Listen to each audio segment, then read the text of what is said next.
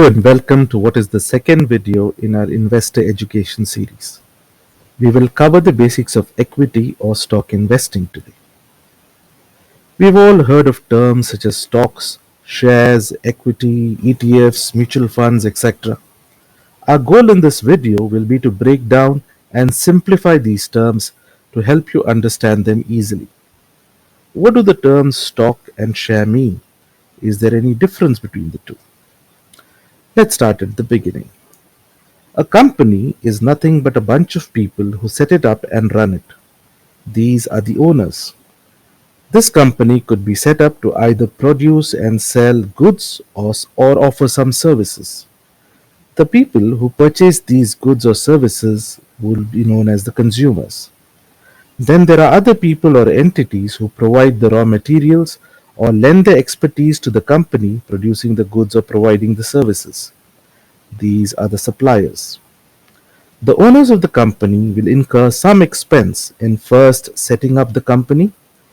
These expenses are called capex or capital expenditure and could be in the form of purchase of land, purchase of machinery, registration of the company, hiring of employees, etc. Then there will also be some expenses needed to keep the company running on a day to day basis.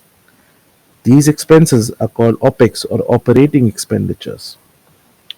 The capex could be sourced from either the owner's own savings, or borrowing from friends or family, or more typically, borrowing from banks or other lending institutions by pledging some assets against the loan. After setting up the company, they then start producing the goods or providing their services. Of course, there are other expenses involved in selling as well, such as packaging, warehousing, shipping, marketing, advertising, etc. After all the goods or services are actually sold to the end consumers, then the company deducts the expenses, including the interest that they owe to the bank, from the sold amount. The leftover amount is the profit. This does sound like a solid relationship, doesn't it? Borrow for capex and, if required, for opex as well, and then pay back the amount after selling. Now, however, let's consider another scenario. The owners want to expand their business by adding more products or opening more locations, perhaps in a different city or country. They could, of course, again dip into their savings or ask their friends or family to help them out a bit more, or even expand their existing relationship with the bank and ask for a larger loan. Alternatively, they could approach the general public and ask for them to invest in their business. And just like with the banks, when the owners pledge some collateral, such as their assets, in return for the loan, they offer the investing public a portion of their ownership in the company in return for their investment. The people who then invest in the company in return for these mini ownership stakes in the company are known as investors. The owners first decide how much of their ownership stake are they willing to relinquish to the investors. For example, 10%, 20%, etc. Typically, owners would like to retain majority ownership of their company and generally do not sell anything less than 51% to outside investors. Based on the company's overall valuation, they then determine how much this 10 or 20% is worth. The overall valuation of the company becomes known as the total stock of the company. After determining the total stock of the company, the stock is then broken down into individual units, individual mini ownership stakes, which are then sold to investors. These individual units are known as shares. These shares are what are offered to the general public to purchase their small stakes in the company, and once these investors have purchased these shares, they are then henceforth known as shareholders. Ownership of shares, that is, becoming a shareholder in a company, comes with certain privileges and obligations. The most important benefit or privilege is that as part owner of a company, one becomes entitled to a share of the profits earned by the company. And when the company expands and grows and earns bigger profits, your share grows with it. The company could either distribute some or all of these profits among the shareholders based on the amount of shares they own. These distributions are referred to as dividends.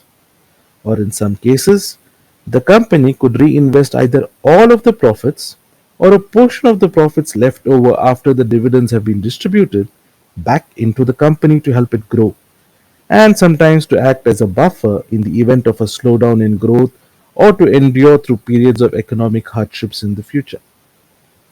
The obligations that come with shareholding extend to casting your vote for some key decisions, such as voting for board members, having a say about executive compensation, etc. However, sometimes not all shareholders want to get too involved and just prefer to see their investments pay them regular returns. That is why we usually have two types of shares. The first type are known as common shares.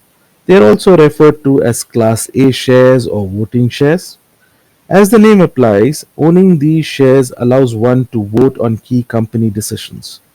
These votes are usually held at company gatherings called AGMs or annual general meetings, where the board and the key people running the company, such as the CEO, COO, etc., meet face to face with shareholders to provide updates on the year gone by, their vision for the coming year, as well as to answer any questions that the shareholders may pose to them.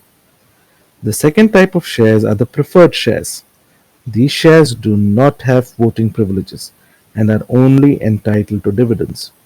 However, the reason that they are referred to as preferred is because they get preferential treatment during dividend distribution. That is, they get their dividends first before any of the Class A shareholders get theirs. Also, in the event of the company winding up, they will be at the head of the line when it comes to being paid back. However, due to these inherent guarantees, their dividend amounts are lesser than Class A shareholders. Let us now talk a bit about how we can go about investing in a company's shares. Assume you want your grocery shopping done.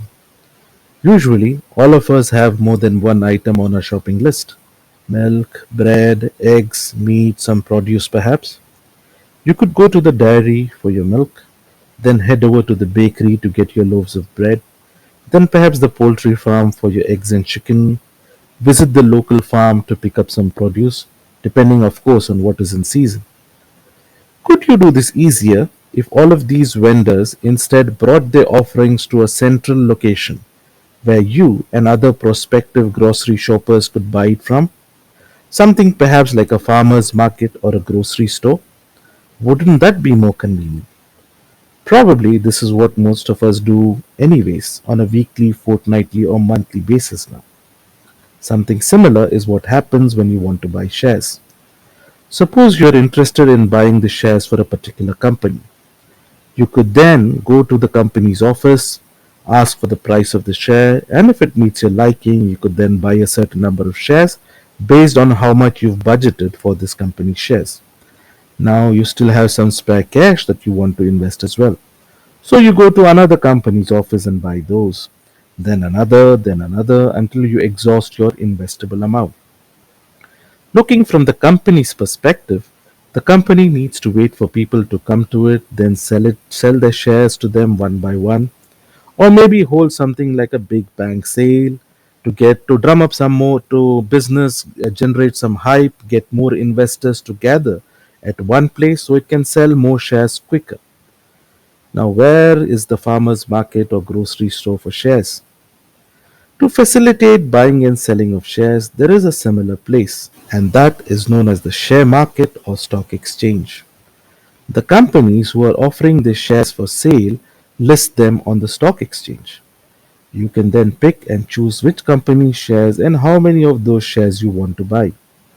Also, because unlike your grocery purchases, you will not only buy the shares from the company selling them, you might also want to sell them at a later date if you need to use the money for your personal purposes, or you might want to instead purchase the shares of some other company after using the money you obtained from selling the shares from this company.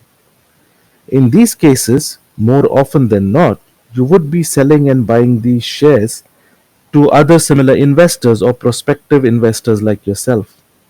In order to ensure that these transactions take place smoothly and there is no chance of fraud or misrepresentation or any party getting ripped off, these transactions are handled or facilitated through entities called stock brokers. These persons or entities act as middlemen between the buyers and sellers. That is, they provide the current price per share as well as the current number of shares available for purchase or being offered for sale. The buying or selling of shares is hence known as share trading. Also, sometimes companies might want to buy their own shares. These type of transactions are called stock buybacks. These are typically done if the companies want to reduce the number of the shares that are currently held by shareholders in order to sometimes artificially increase the amount of profit per share that they are earning. This is done usually by established companies who feel that the price of their shares is lower than it should be, or if their company's growth is slowing, or if they are sitting on a lot of cash on their books without an avenue to invest it in. But I digress.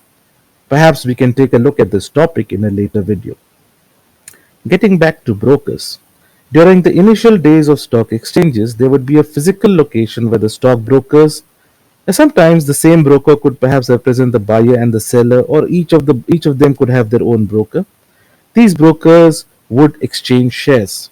This physical location where this used to happen used to be known as the trading floor.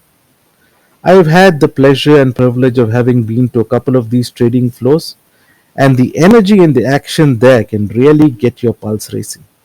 However, nowadays quite a lot, if not all of the trading takes place online through the stockbroker's app or website.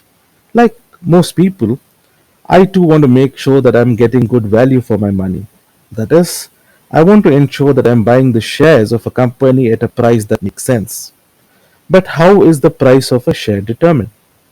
As we saw earlier in the presentation, the total value of all the company's assets, including existing inventory, land, buildings, machinery, outstanding revenue receivable, goodwill, reputation, etc., is divided by the number of shares to determine the price per share. However, this is not the end of the story. People buy an ownership not just for the current value of the company, but also for how they expect the company to grow and earn profits far into the future. So a company prices its shares and lists them at a price that it feels is justified based on these calculations. This listing of shares for the first time on the stock exchange is known as an IPO, or an initial public offering. Once an IPO is offered by the company, the investors see this price, and if they agree with the company's assessment, they buy the shares at the price. After the shares have been bought by the investors, these shares then become available for trading by other investors through their brokers. The price of the shares then goes out of the hands of the company and now rests solely with the investors. If there are a lot of investors who are eager to buy a stock, that is, if there is more demand for purchasing the stock, the sellers or the current shareholders can ask for a higher price at which they will sell their shares. This results in an increase in a price of the share, and vice versa. If there are more sellers eager to offload or sell their shares, that is, there is more supply than demand, but there are not enough interested buyers, then the buyers can quote lower and lower prices at which they will agree to take the shares off the hands of the shareholders. This results in a reduction in the share price. So, this is purely the forces of supply and demand at work which determine the price of the share. Although the last traded price of the share becomes the share price, there is a caveat. It is not just the last traded price, but it is the last volume weighted average price which determines the current trading price of the share. The volume weighted average price is a measurement that shows the average price of a stock adjusted for its volume. This means that investors cannot willy nilly place outlandish bets for a small number of shares to either pump up or beat down the price of a stock. For example, if there are 100 shares available for a sale at a price of $2 per share, I cannot place a buy order for one or say five shares at $5 per share to inflate the share price. Or I cannot place a sell order at 50 cents to depress the price. There has to be sufficient volume of shares traded at a particular price for it to impact the trading price of the share. This ensures protection of all the other shareholders of this stock. There are a lot of companies listed on stock exchanges. Even if I like a particular sector like banking or healthcare, there are a lot of companies within each of these sectors. So, how do I evaluate which company shares are trading at a fair value or are undervalued? Remember, you get the best bang for your buck when you buy low and sell high. That is, when you buy a share which you feel is undervalued or selling at a price which is lower than where you feel it should be, and then selling that same share when you feel that it is overvalued. That is, the trading price is not justified given the current performance or future headwinds faced by the company. This question about proper valuation of a share price has been troubling and keeping investors awake for a very long time. Much smarter investors than you or I, or at least smarter than me for sure. They've tried to come up with ways to make it simpler to determine a share's fair value. This is not a comprehensive list that I list on this slide. It is not comprehensive by any means, but it will give you a good idea about how to evaluate a company and to compare it to its peers in similar sectors. You could use criteria such as what the current ratio is. You could also evaluate the amount of indebtedness of a company. You can check to see if the company is actually being growing their profits by checking what the EPS has been. The more commonly used ones are the price to EPS ratio, the price to earnings ratio. This is the one which is most commonly used as a yardstick by investors, and generally 15 is supposed to be the magical benchmark. I kind of don't agree with this, but I've still listed it here for your benefit. Usually, a company with a PE ratio less than 15 is assumed to be trading at a discount, and a company with a PE ratio above 15 is assumed to be expensive. However, I would strongly urge you to be cautious when using this as a yardstick. It's good to have in your back pocket, but don't solely rely on it. There are other criteria as well, such as using a price to book ratio. Again, the suggested value is just to give you an idea about how to start evaluating stocks. The last point is something that I strongly believe in: dividends. A company which strongly believes in sharing its profits with shareholders is a company that I believe cares about its owners, its fellow owners, and wants to continue the relationship with the owners for a long time. So try and select a company which pays dividends, which pays a good dividend, typically over and above the rate of inflation, and also a company which has been consistently growing its dividends year on year, which which is usually from companies which have been growing their profits on a year-to-year basis. Putting all your eggs in one basket has never been a wise policy. The same logic applies to equity investing too. Once you have evaluated and finalized the stock of a company that you wish to invest in, it is not a wise idea to put all your money in that one stock only. This leads to what is known as concentration risk. Your investment becomes tied to the fortunes of just one company, vulnerable to its earnings, its sector, etc. Small changes in regulations or emergence of a strong competitor can hamstring the company and consequently your investment. One can avoid this by investing in a wide range of stocks across multiple industries and sectors. Pick and choose the leading companies in these sectors as well as companies which have the potential for becoming leaders down the road due to their innovative mindset and cutting edge technologies. The sectors listed here are some of those which are present in the Canadian S&P TSX index, along with the weightage they carry compared to the overall number of stocks in the index. Please remember also, do not over diversify as well. Invest only in the number of companies which you can reasonably monitor and keep track of. A good rule of thumb is somewhere between 15 to 20. You can start off with one company, perhaps in each sector that you like, then slowly build on it, buying shares of other companies in the same sector or exploring other sectors. Remember, it is our hard earned money that we are entrusting to the people who run these companies in return for our shares in those companies. So, the more research and due diligence we can do to make the right choice, the safer will be our money. There are many ways in which one can get into equity investing. I've listed the three most common and frequently used one. The first method is by buying shares of individual companies. However, as we discussed before, you can reduce your risk by spreading out your investments across sectors, sometimes even across geographies. Like, for example, invest in Canada, invest some in USA, or invest in North America, invest in some companies in Europe, some companies in the emerging markets, etc. You could also look into mutual funds. What exactly is a mutual fund? Money is pooled from multiple individual investors in what is known as an investment vehicle or a fund. This is usually done by a mutual fund distributor who then employs a professional money manager to invest this pool of money into different assets such as stocks, bonds, money market instruments, etc. These fund managers do all the research for you. Of course, for rendering this service, they get to collect fields called MER or management expense ratio, which is determined as a percentage of the fund's value.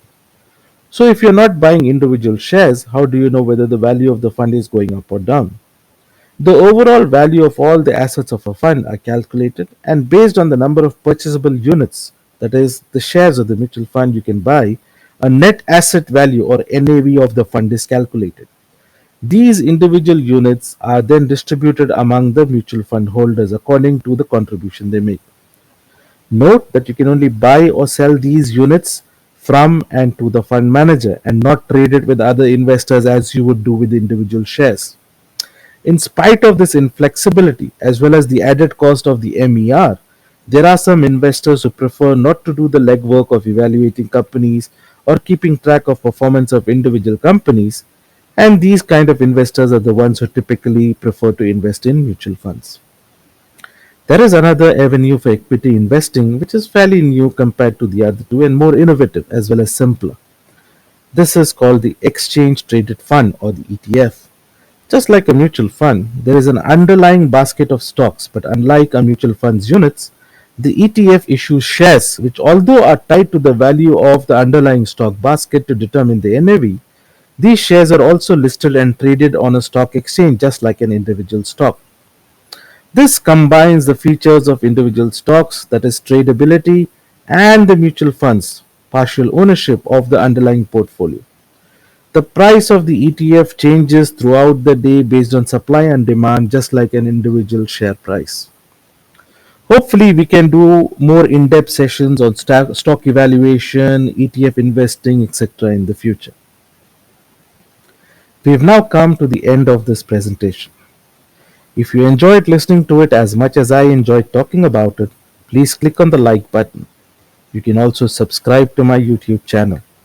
As I mentioned earlier, I will continue to do this whole series of videos, and if you'd like to be notified when I release them, please click on the bell icon. If you have any questions or feedback, please feel free to either comment below or send me an email.